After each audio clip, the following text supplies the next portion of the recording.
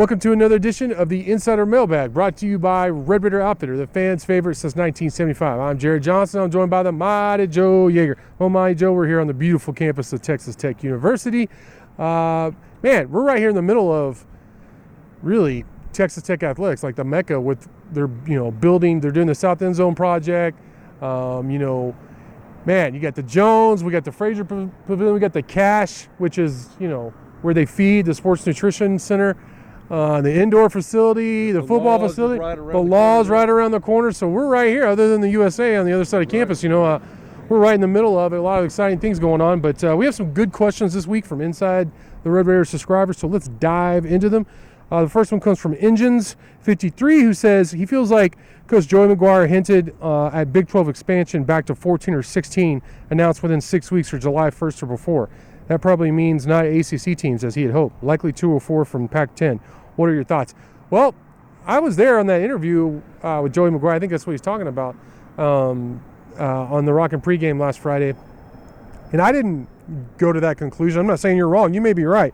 I didn't get to that conclusion. I think what he said was that the Big 12 is open for business, and yeah, he doesn't think they're done expanding. I didn't catch out on the timeline there. Yeah.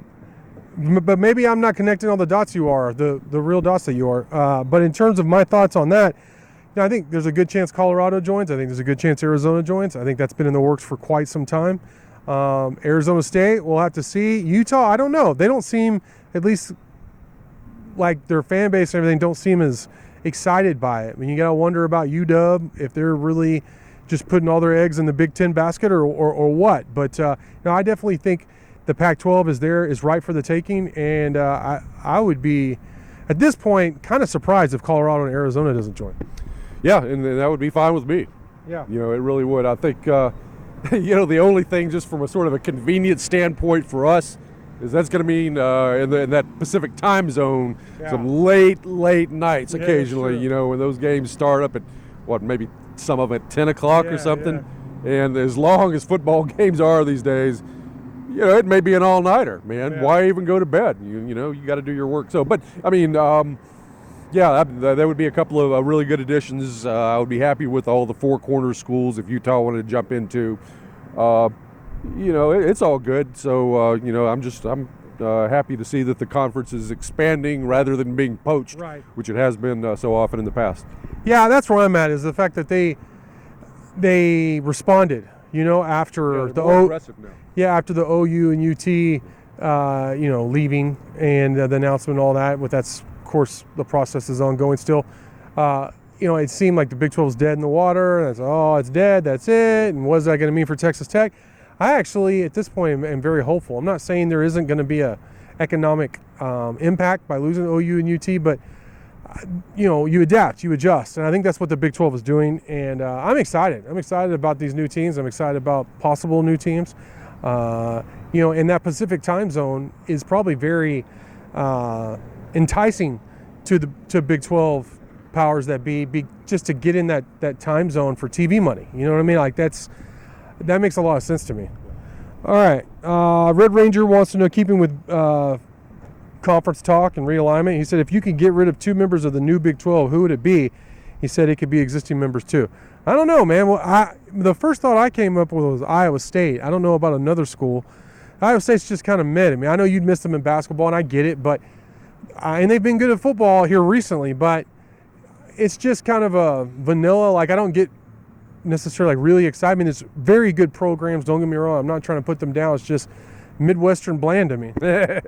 Yeah, I like their fans, man. Well, that's I think they got just about the best fans around, so I kind of like Iowa State. But I feel the same way that you do about Iowa State, kind of about Houston and BYU. BYU, I agree with you on Houston. Yeah, that's. I mean, they just really don't move my personal needle that much, and it's just a personal thing. I mean, would I want to get rid of them? No. I think they're going to be. I don't want to get rid of anybody. I don't think that's what you want to be doing right now. I think they're going to be good members. They're going to bring some good value and some excitement. But personally, I'm not all that jazzed by them. That's just the way it is, Yeah, Houston, I like the in-state rivals. I'm, Texas forever kind of guy. So, I don't mind it, but I get that. I mean, their fan base is not rabid compared to the rest of, but BYU's fan base is strong now, West Virginia is another school that, like, I like playing them. I actually, I like watching their teams. I did before they joined the Big 12. But just kind of, you don't get, there's no regional feel to it. There's no, you know what I mean? Like, there's been some nice kind of rivalries just with playing each other more often in sports and everything. And they actually remind me a lot of Texas Tech in a lot of ways. But if I had to choose, and I'm like you, I don't want to lose any of them. I'm glad. I mean, I know the financial aspects of it, don't get me wrong, but UT and OU, I'm like, those are the schools that really got under my skin in terms of just having to deal with them and all kinds of just annoying little things that goes with those two schools, especially UT. All right. So Iowa State, West Virginia, Houston, and BYU are gone. All right, that's it. They're out of here, man. All right. I agree. I disagree on BYU. I'm actually excited about BYU joining. All right. Next question comes from Ryden Fearless, who says, he has heard McGuire say that from top to bottom, the D-line could be better than last year, which I agree with. That actually could be the case. He says he wants to know how we would compare the linebackers from last year to the upcoming year. Well, basically, you lose your top two tacklers, which those positions are designed to do so, to be your leading tacklers. Captain Krishan Merriweather, who was a very good player, and Kosai Eldridge, who had a great senior season. You lose those two guys, but you're adding some exciting talent. You have some guys developing and guys moving around. I like Jesiah Pierre. I know you like Jacob Rodriguez. So do I. Ty Matthews was really good when called upon. McGuire was just singing the praises of Michael Dingle, who was showing out for the track team, as an early enrollee. So, and then Ben Roberts is another guy he mentioned as to watch out for, who's had a great offseason. So, I actually think it's going to be bigger and faster than it was last year. Now, will it be as good? I don't know. But Kosai Eldridge was almost a 5-flat guy. That's like me in high school, my Uncle Rico days. That's slow, man. So it might be bigger and faster. Yeah, I think they're going to be fine there. And you have to, these days, preface this by what exactly is a linebacker versus a defensive end. Right. They got guys like Miles Cole and Joseph Adedire listed as linebackers. I consider them defensive ends. I think they differentiate between inside linebackers and outside linebackers. Yes, they do. And those are two completely different positions. So if we're talking about inside linebackers, that's right. Yeah, if we're sticking exclusively with inside linebackers. But to me, guys like Steve Linton and Isaac Smith are kind of a prototype outside linebacker, as opposed to Adedire and Cole, who are more DE types. Yeah. So I think you could include them in the picture. But listen, if you want to keep it just to the inside linebackers, you're big on Jesiah Pierre. I'm very big on Jacob Rodriguez. So if we're both right, then it's going to be a pretty stout position. I don't think there's going to be much drop off at all. I really like Rodriguez too, just for the record. That guy could play football. Panther Cat wants to know, do we expect our punt and kickoff return teams to be more effective this year? I don't know.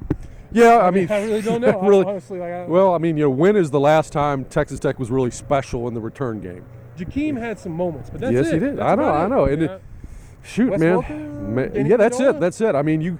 Tech used to have great punt return guys. You go back all the way to Tracy Saul, Tyrone Thurman, Welker, Amendola. It was like every 2 or 3, 4 years you had a phenomenal punt returner, and Tech hasn't had one of those guys in a long time. And I don't expect them to have one this year. It'll be interesting to see, what they do in the kick return game. I think a Jordan Brown and a Dre McCray potentially, if they wanted to operate with them back there. They got some speed and some quickness and a little juice. So, hopefully maybe if that pans out, you get a little bit of a bump in the kickoff return team. But I'm not really expecting anything dramatic. Miles Price was the guy I saw returning punts the most in spring, and that makes sense to me. He's a veteran. He's shifty. He's not really a burner type, but he's very quick and shifty and elusive, so that makes sense. Now, is he on the level of some of the guys you mentioned before? That's hard for me to say right now. I just can't, so that's why my initial reaction was, I don't know. There's a lot more that goes into it than just the returners, of course. Kenny Perry's a special teams coach. I know he caught some flack last year, but overall, special teams performed pretty good last year. Obviously, some game-winning kicks and stuff like that.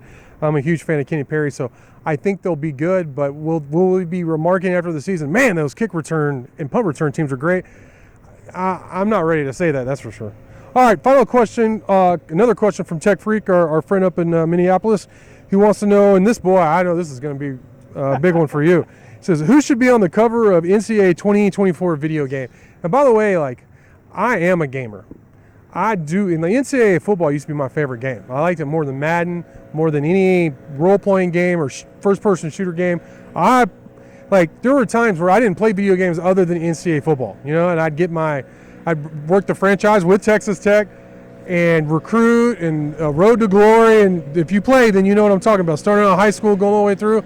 And I loved it. So this has been a long decade absence. I've really missed it. 2014 was the last one. And, I'm very excited that it's coming back. They figured out all the money and the NIL and yada, yada stuff with that. But in terms of who should be on the cover, it's hard to say because we're not talking about next season. We're talking about the following season. So who do you think should be on? Yeah, who do you think should be on the cover? I'm going to go ahead and say Baron Morton and be a total homer on that. But what young NFL player can you see who would actually still be here in 2 seasons? Being on the cover, Joe. Yeah, I mean, is Brock Bowers likely to stick? He's going to probably go pro, right? Yeah. Yeah, that was kind of my guy. I didn't realize you're jumping all the way to 2024, man. That's when the first. Yeah. They thought it might be for 2023, but it's going to be 2024. Right. Well, like you said, I'm not the biggest gamer in the world. Last video game I played was Star Castle. Look it up, man. It's an old console game. You go into a 7-Eleven and feed the quarters in, and it was a really cool game. But I mean, Stone Age stuff compared to what you guys are doing now. But so yeah, man. I don't know. You're gonna go Baron Morton. I'll go Anquan Willis. How about that? Anquan Willis. There you have it. And you know what? If that really comes to fruition, then man, Mighty Joe, seriously, are you the man? You're just psychic, not just learned, but psychic as well. But hey, well, that's for sure. We both are, and that's why y'all watch. But Mighty Joe, great stuff as always. Thank you. Thank y'all for watching. Great questions as usual, and until next time.